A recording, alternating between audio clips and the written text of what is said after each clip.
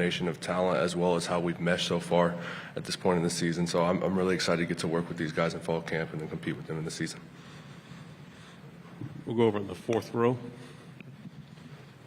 Hey, Connor, you guys are opening with Baylor. I know the last couple of seasons y'all have opened with, teams that aren't quite at Baylor's level. How much of a difference do you think that's going to make in fall camp?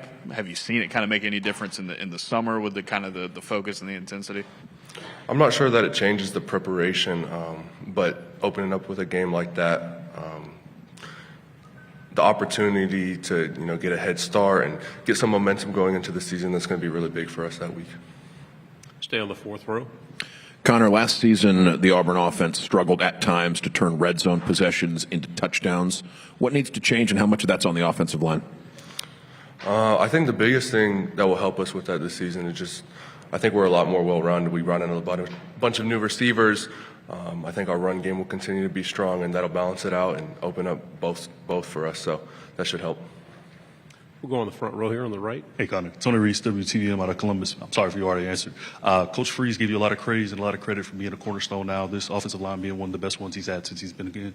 Just kind of what does that mean for you as a prideful thing, and just kind of how you really hope to capitalize on that this season with you and your guys? Yeah, I'm honored to be in the center position and kind of get the play started every time. IDing and all that stuff. So I take pride in that stuff, and it's awesome here. We'll stay on the front row. Connor, you guys bring in X and Mason. Got a chance to see Mason a little bit in the spring, but what have you seen from those two guys that make you excited about them heading into a season? Just how both of them come in with experience at other places. It was really cool to see them pick up the offense fast and made our jobs easier. We didn't have to spend a lot of time on coaching up. We could get straight into the technique, but the calls and stuff they picked up and that made it easy on us. So that was really cool. Go on the fourth row and then pass it back.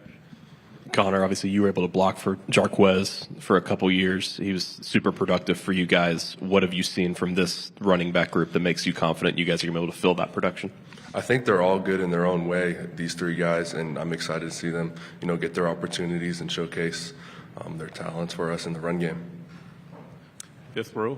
William Halliday, Auburn Undercover. Connor, Coach Freeze talked about Jordan Crawford's impact this offseason. You've gone up against him in practice. Can you kind of talk about his impact just on the team and what he's done this offseason?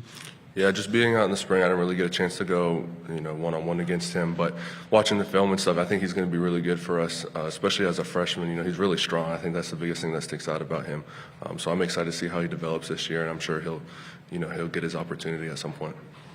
Front row. Hey, Connor. Johnny Condon, ABC 3340 in Birmingham. Kirby Smart was just up here, was asked a question about league expansion and that potentially the Auburn-Georgia game could be on the chopping block. Can you imagine a world where that rivalry game would go away, and what does that game personally mean to you?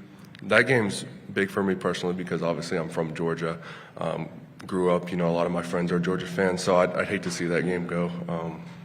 But, yeah, I think that's a staple of the history between two programs too, so, Fourth row.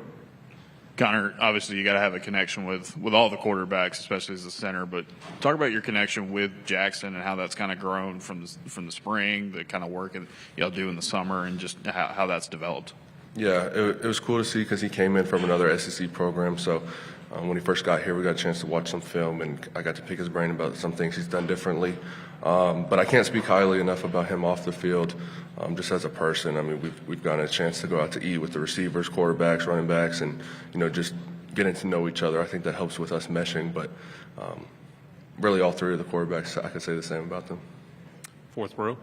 Connor, you got two guards on either side of you who have played a lot of college football in Dylan Wade and Jeremiah Wright. How has that helped, being around guys that veteran, and what have you learned from those teammates? I think the biggest thing with those guys returning, it makes our communication a lot more efficient.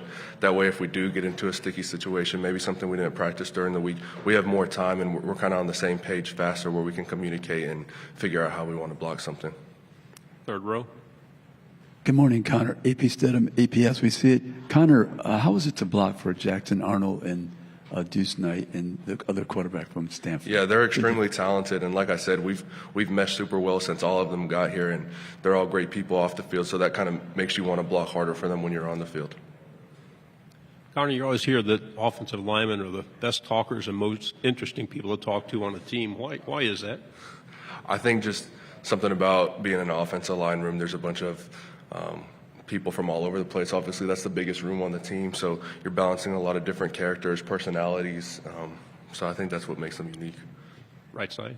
Alex Byington on 3. Connor, Hugh mentioned that within a couple months, Jackson was able to kind of become a team leader so far as voting everybody went.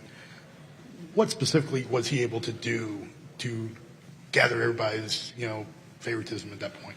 I think it was just came down to his natural command of the team. Obviously, you want a quarterback that won't shy away from that type of stuff and will speak up when needed. And I think he showcased that from the moment he stepped on campus and kind of took the team over by doing that. Fourth row. Connor, you and Keldrick have been together since you guys came in the same recruiting class. How have you seen him develop as a player, going from a guy who was really talented out of high school, and now you look and he's at most places projected as a first-round pick next year? It's been really cool because obviously we got in at the same time, so that means every year we've been together, we've gotten a chance to compete in our own ways, and I think it's made me better. I hope he said it made him better too, getting a chance to compete against me.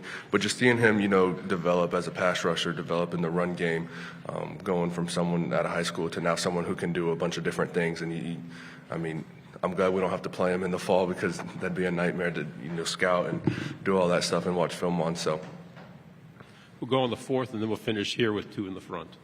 Jarquez was obviously a huge part of last year's offense. Auburn moving on without him, with some new faces at the running back position. What can you say about that group and the production that you expect this year?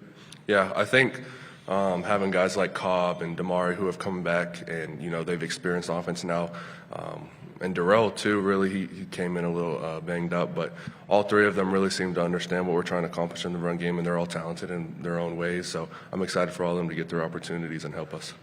Front row. There's obviously 6 or 7 of you older guys that who are a couple of young guys maybe off the radar that might surprise some people this year on the offensive line that if they have a chance to play can get in there and get the job done. I know on the D-line we talked about Jordan Crawford, I think Malik Autry too, Jared Smith. On the offensive line, Cale Ellis, Jacoby Ward, Ty Buster, all of them, I'm speaking on the offensive line room, but all of them have picked up the calls and everything pretty fast for freshmen. So whenever their time comes, I think it'll be good to see. No doubt about it, Connor. You talk about the progression now being in this system for quite some time now, and just the progression of not only yourself, but just what you're seeing to consistently play at the SEC level. Just kind of how do you bring it each season, or